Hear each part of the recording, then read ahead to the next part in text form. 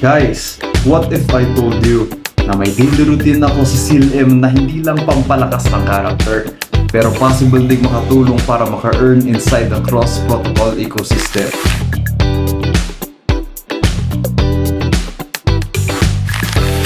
Guys, welcome back! We are here for another video on CLM on Cross.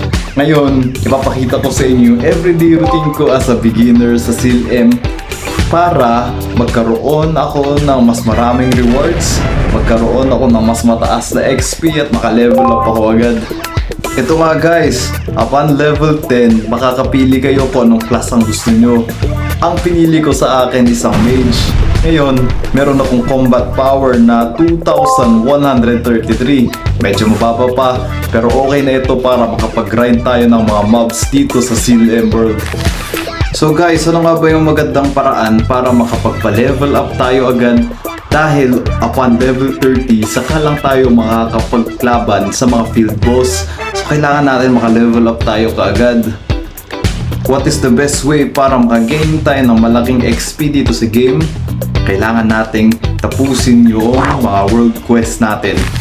As you can see, pag natapos natin yung quest, 2,000 XP agad ang binibigay niya. Compared sa board request, malayong mas mataas ang binibigay na XP ng world quest natin. Also, next naman is check natin ang ating Shields Pass, especially dito sa daily pass missions at saka sa achievement rewards. Dahil dito tayo makakuha ng mga items para mas mabilis tayo makapag-progress sa game at mas mabilis tayo makapag-grind. Okay, so after that, ang next na routine ko is i-check ko ang request board. As you can see guys, merong S, A, B, at saka paminsan-minsan may double S na lumalabas dito ng mga requests. Syempre, para pasimplihin natin ito, double S, mas mataas ang experience at rewards na binibigay compared sa B at saka sa letter C. Kung ako sa inyo guys, wag na wag kayong mahihiyang i-update yung request list. Dahil 100 gold lang naman ito, huwag kayong manghinayang sa 100 gold dahil mabilis nyo lang yan mababawi kapag nag-grind kayo. After that, ang next na routine na ginagawa ko is i-check ko ang dungeon.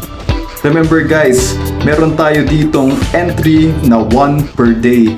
So kailangan natin sulitin to. Kailangan natin mag-login araw-araw para makuha natin itong dungeons na mga ito. Tapos ito guys wag na wag niyong kakalimutan mag-login dito sa playtime event natin. Dahil meron tayong 7-day login at saka meron tayong 4-week login.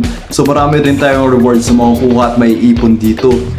Tandaan nyo guys, mas magandang mag-impact ka na ng maraming items ngayon habang hindi mo pa alam ang mga gamit nito para later on pag naintindihan mo na yung process ng games at saka yung mga kailangan na items para makapag-craft ka ng mas magandang items at saka mas maganda ang maging progression mo, kailangan mo simula pa lang ngayon mag-ipon ka na ng mga gamit.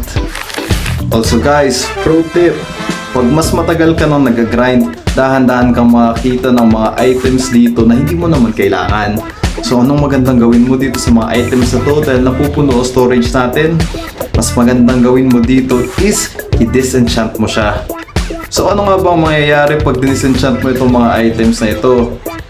Ang mga items na ito ay magbibigay sa iyo ng mga items para once again, gumanda ang progression mo sa game.